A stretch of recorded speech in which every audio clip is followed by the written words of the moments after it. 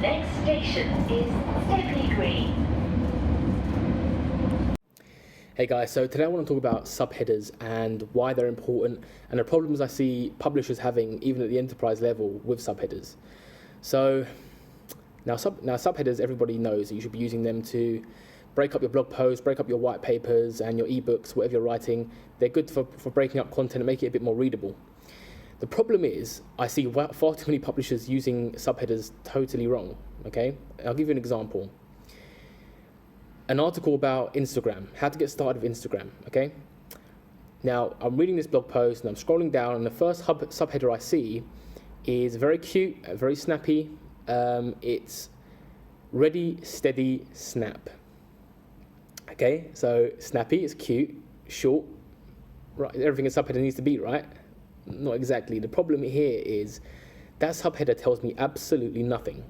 It's very nice and cute and catchy, but and it's relevant, you know, Snap, Instagram, I get it. But it's not, it doesn't tell me as a reader anything valuable, okay? Now, why is that important that I get something valuable from a subheader, okay?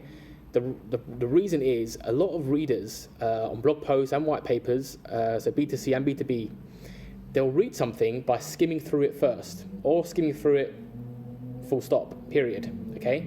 They'll skim through, they'll look at the introduction. I know, I write these things as well, but sometimes introductions don't get read. They'll skim through that, and they'll look at the subheaders, and they may pick out a sentence here or there, and that's it. They'll head down to the conclusion, perhaps, and if they think there's a lot of meat in here, a lot of interesting stuff, then they may go back to the beginning and read it fully through. But most people will skim through first and foremost. So when they're skimming through, they're looking at those subheaders and they're looking for places to dive in, okay? At first they skim, but if they see a subheader that explains what's about to be spoken about, and they think, that part is relevant to me, that's what I'm struggling with, that's a question that I've got, I'll start reading now properly. Then I'll go into that particular section, those few paragraphs, and I'll read properly, attentively, okay? And once they find out what they need, then they may leave, okay? Not every blog post is read from start to finish, and that's fine. The problem, again, occurs when these subheaders say absolutely nothing to the reader. They give them no indication of what's being said in the following paragraphs. So when they're skimming through, they're seeing cute, short subheaders, but they've got no idea of when to jump in and truly start reading the information, truly start reading the content, because your subheaders aren't descriptive enough, or at all, okay? So, you know, in that article, that perhaps that first subheader should have been, what is Instagram, okay? So somebody who doesn't know about Instagram can begin reading there. Okay, cool, that subheader applies directly to me, I'll start reading from here. Great. The next subheader, maybe everybody knows what Instagram is. The next one will say, you know, step 1, how to upload your first photo to Instagram, okay? Again, somebody skimming through will see that subheader and they'll say, oh, okay, I struggle to upload my photos to Instagram. This is where I should start reading properly. So they'll stop skimming and they'll jump in right at that subheader and they'll read those following paragraphs and they'll get the information they need.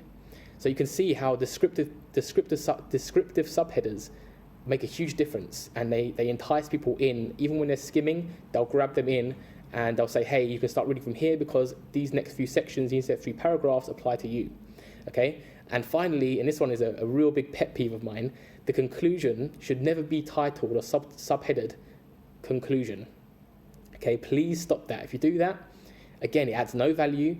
Not only does it add no value, like that first subheader I mentioned, ready, steady, snap, but it's not even clever, it's not even cute, it's not even witty.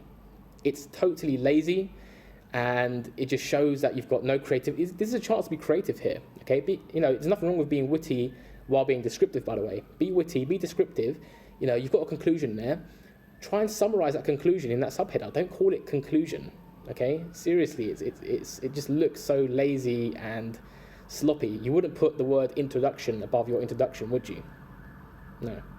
So, you know, be creative. Be creative with your subheaders throughout, but make sure they're descriptive and they actually say something about what's about to be said, so readers know when to dive in. And if you adopt that tactic, you'll see that the time spent on your website, the time spent on your blog posts by readers will go up, and your bounce rate may even drop as well, because if you're helping people, if you're answering people's questions, if you're making it easy for them to find that information, then they're going to head over to your other blog posts too and try and find that information as well. So time on the site will increase, bounce rates will probably go down over time, of course. And I think that needed to be said, because the conclusion thing as well really bugs me. But, adopt that tactic, see how it goes for you guys, and let me know if it helps. And I'll catch up with you guys later on.